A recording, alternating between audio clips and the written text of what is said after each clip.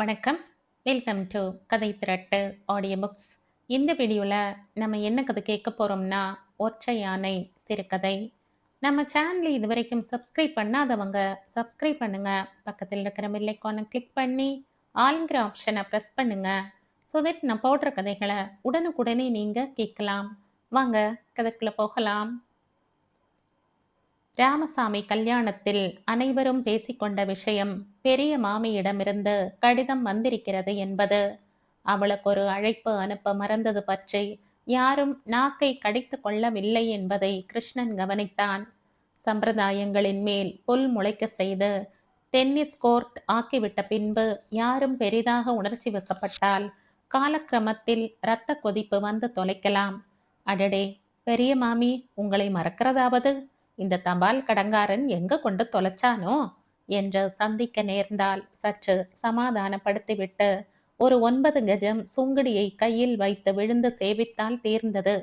பொது சென்றும் பாராமல் அவள் உடுத்தி கொண்டதில் மூக்கை சிந்தி வைக்கிற பிலாக்கணத்தை கேட்டு கொண்டிருப்பதுதான் பிரம்ம காரியம்.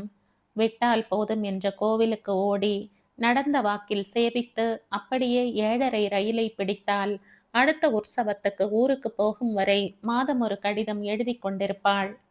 யாரடி இருக்கா எனக்கு, நீங்கள்லாம் தானே மனுஷான்னு சொல்லிக்கிறதுக்கு.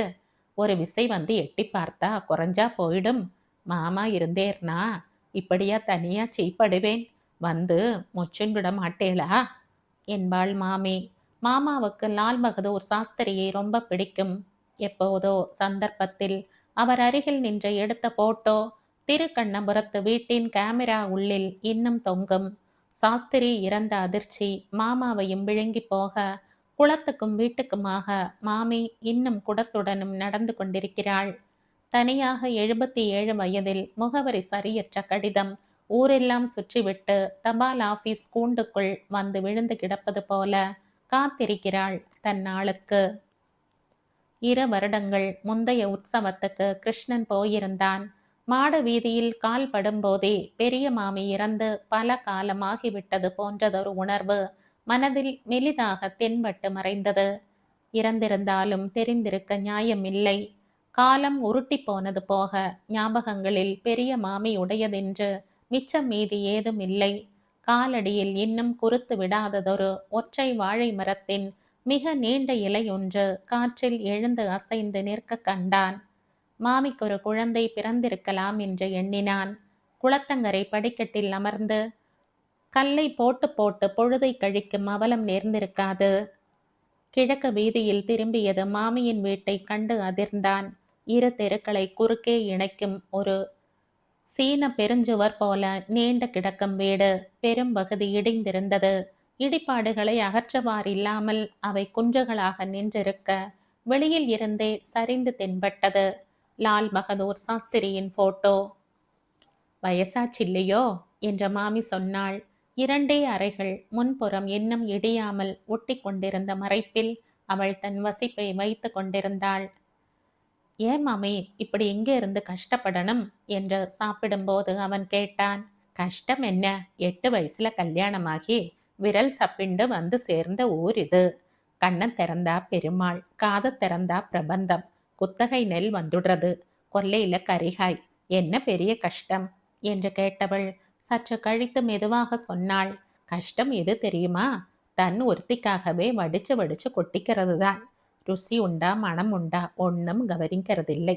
இந்த பசி மட்டும் இல்லாம இருந்துட்டா வேற ஒரு கஷ்டமும் இல்லை.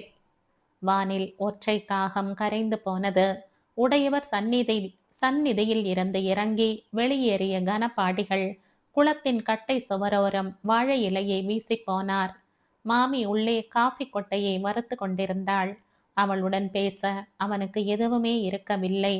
அப்பா பெரியப்பாக்களுக்கு மாமி அவள். ஏதோ ஒரு நூல் இழை இணக்கத்தில் எல்லோருக்கும் மாமியாகி போனாள். வருடங்கள் அடுக்கி வைத்த இடைவெளியில் உற்சவ கூட்டத்தில் தெரிந்த முகம் என்கிற அளவோடு உறவு இன்னும் உதிராமல் இருந்தது. மாமா எப்பேற்பட்ட கோபக்காரர் தெரியுமோ? காஃபி டபராவை ஒரு வீசி வீசினார்னா 8 ஊருக்கு அவர் குரல் கேட்கும். உள்ளிருந்தபடியே அவள் ஒரு பழைய ஞாபகத்தை நீவி எடுத்திருக்க வேண்டும். பாதி காற்றிலும் பாதி அவன் காதிலுமாக விழுந்து எழுந்து உள்ளே போனான். இருந்த இருப்பென்ன, வாழ்ந்த கனம் என்ன? அப்பெல்லாம் இந்த மாசித்தேர் உற்சவம்னா நம்ம ஆத்துல 100 பேர் சாப்பிடுவா. மாமா ஒத்தையாளா பெரிய வெங்கல பானையில சாதம் வடிச்சு உருட்டி எடுத்துண்டு வர்றத பார்த்தா பிரம்ம ராட்சசனாட்டம் இருக்கும். எண்ணி 150, 450 கத்திரிக்காவ நான் ஒருத்தியே திருத்திடுவேன். கதம்பம்னா அது கதம்பம். நீ எல்லாம் அப்ப பொறக்கல. உங்க அப்பனை கேளு, அவனுக்கு தெரியும். சந்தேகமில்லை, சரித்திர ஆசிரியரான அப்பாவுக்கு கால பிசகு, சம்பவ பிசகற்ற ஞாபகம் உண்டு. ஆனால் அவர் ஒருபோதும் தன் ஞாபக மொட்டுக்களை அவிழ்த்ததில்லை. அல்லாத பட்சத்தில் பெரிய மாமாவுக்கு இன்னொரு குடும்பம் உண்டென்பதை அவர் ஏதாவதொரு தருணத்தில் தற்செயலாகவாவது சொல்லியிருக்கக்கூடும். அவர் என்ன பண்ணுவார்? அந்த நாகப்பட்டினத்துக்காரியும் தான் கண்ணு போடாத பசுவா இருந்துட்டு போயிட்டா. நினைச்சு கவலைப்பட 4 நாள் கூட பகவான் அவளை வச்சிருக்கலை. அவர் போனார், பின்னோடவே போயிட்டா. நான் தான் ஒன்னுத்துக்கும் இல்லாம கிடந்து அல்லாடுறேன். மாமி தன் பெரிய திருமுறையை ஆரம்பித்து விட்டாள் என்பதை அவன் உணர்ந்தான். சட்டென்று, மெட்ராஸ் வந்துடுங்களேன், மனுஷாளுக்கா பஞ்சம் என்றான். மாமி கண்களை துடைத்து கொண்டாள். பார்க்கறேன். ரொம்ப முடியலையோ, நேரா பேசஞ்சர்ல ஏறி வந்து ஒரு நாள் காலம்பரை உட்காந்து வாசல்ல நின்னுடுவேன். யாரானா ஒருத்தர் வச்சுக்க மாட்டேன்னு சொல்ல முடியுமோன்னோ? எனக்கு ரைட் இருக்கே. அவன் சிரித்தான். மாமியின் உரிமைகள் யாரும் மறுக்கக்கூடியவை அல்லதான். எப்போது அவள் வந்து விடுவாள் என்று எப்போதாவது குடும்ப விழாக்களில் எண்ணி கவலைப்படவும் ஆட்கள் இருக்கிறார்கள். ஓல்டேஜ் ஹோம் வரை யோசிக்காமலும் இல்லை. வேறு மாமியின் ஒப்பாரிகளை யாரால் மணிக்கணக்கில் கேட்டுக்கொண்டிருக்க முடியும்? யாருமற்ற இருண்ட வீட்டில் வௌவால் போல் ஒட்டிக்கொண்டு வாழ்பவள். சாப விமோச்சனம் பெற்று மீண்டு வந்தால் புதைந்திருந்த நாட்களின் அவலங்களை பொழிய தோன்றுவது இயற்கையே அல்லவா? அடுத்த வருட உற்சவத்துக்கு போகும்போது அந்த நாள் நெருங்கிவிட்டது என்பதாகத்தான் தோன்றியது அவனுக்கு. பெரியப்பாக்கள் குடும்பம், அத்தைகள் குடும்பம், அவன் வீடு என ஒரு சிறு சுற்றுலா பேருந்து கொள்ளும் அளவு உறவு மக்கள் கண்ணபுரம் சென்று இறங்கியதும் முதலில் எழுந்த வினா பெரிய மாமியை எப்படி சமாளிப்பது என்பதுதான். மறுநாள் கருட சேவை புறப்பாடு முடிந்ததும் மாமியை சென்று சந்தித்துவிட்டு வந்து விடுவது என்று முடிவாகி கோயில் ஆபீஸில் பேசி மானிய வீடொன்றில் தங்கிக் கொண்டார்கள். எல்லாம் கோலத்துக்கு தெளித்த தண்ணீர் காயும் நேரம்தான். வடக்கு படித்துறை அருகே கூட்டம் வரும்போது மாமி பார்த்து விட்டாள். ஏடி ஜம்பகம், எப்போடி வந்தேள்? ஆரார் வந்திருக்கா? நான் இன்னும் செத்து போயிடலடி. கதறிக்கொண்ட கூட்டத்தை திருகி முன்னேறி வந்து கையை பிடித்து கொண்டு விட்டாள். பா, என்ன ஐசைட், பார்த்துடுத்தே என்றாள் பெரியத்தை.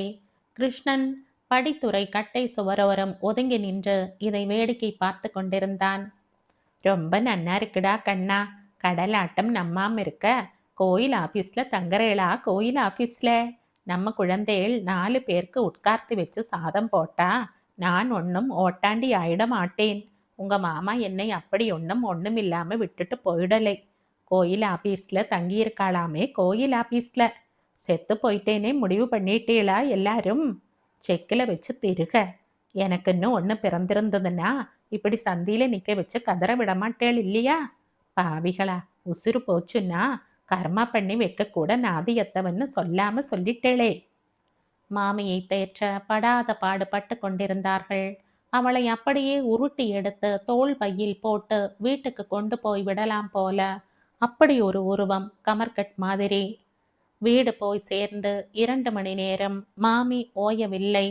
காஃபி கொடுத்து முந்தைய இரவு வந்து சாப்பிடாமல் எடுத்து வைத்திருந்த முனியோதரன் பொங்கலை ஆளுக்கு துளி கிள்ளி கொடுத்து அவசரமாக உலை வைத்து வெண்டைக்காய் நறுக்கியபடியே புலம்பிக் கொண்டிருந்தாள். நான் திருத்தி தரேன் மாமி என்று ஆளுக்கு ஒரு தரம் கேட்டு மறுத்துவிட்டாள். எனக்கு என்னடி, 8 உருக்கு பண்ணி போடுவேன். யாருந்தான் வரமாட்டேங்கிறளே. அவளுக்கு ஆபீஸ் வீடு மத்தது. வருஷத்துக்கு ஒரு தரம் உற்சவ ஞாபகம் வரதே யதேஷ்டம். மாமியாவது மண்ணாங்கட்டியாவது. சென்னைக்கு வந்து விடும்படி எல்லோரும் ஒரு தயக்கத்துடன் கூப்பிட்டார்கள். மாமி பதில் ஏதும் சொல்லவில்லை.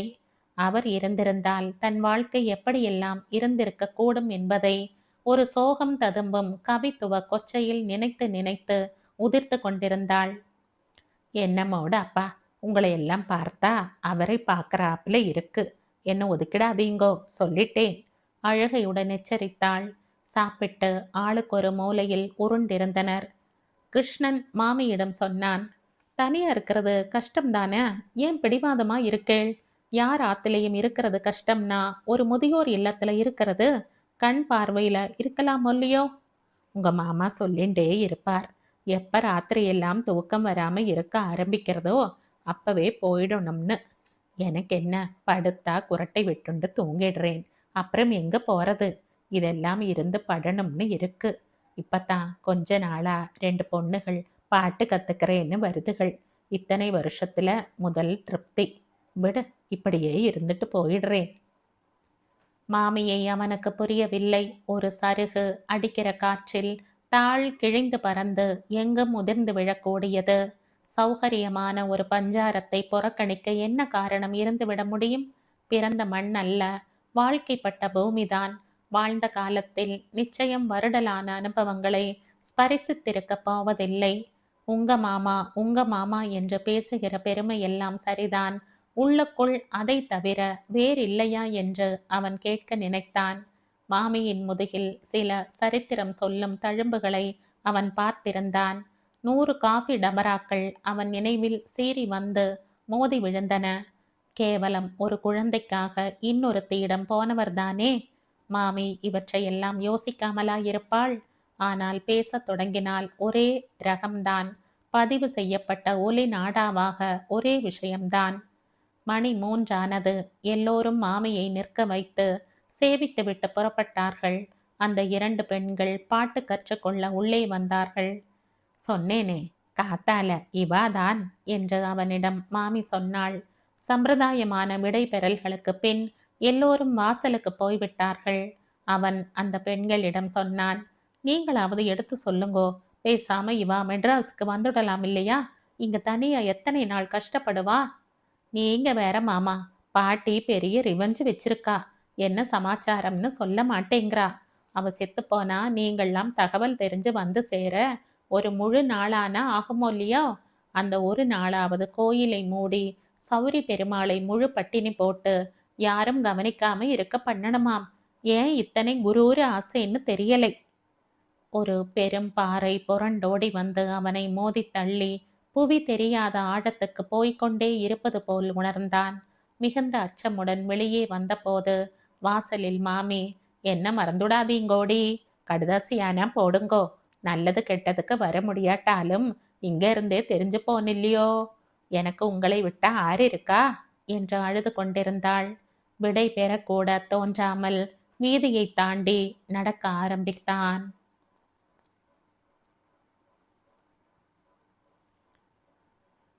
இதோடு இந்த கதை முடியுது. இந்த கதை உங்களுக்கு பிடிச்சிருந்தா லைக் பண்ணுங்க, ஷேர் பண்ணுங்க, சப்ஸ்கிரைப் பண்ணுங்க. மற்றும் ஒரு இன்ட்ரெஸ்டிங்கான கதையோட அடுத்த வீடியோவில் சந்திப்போம். பாய். தேங்க்யூ.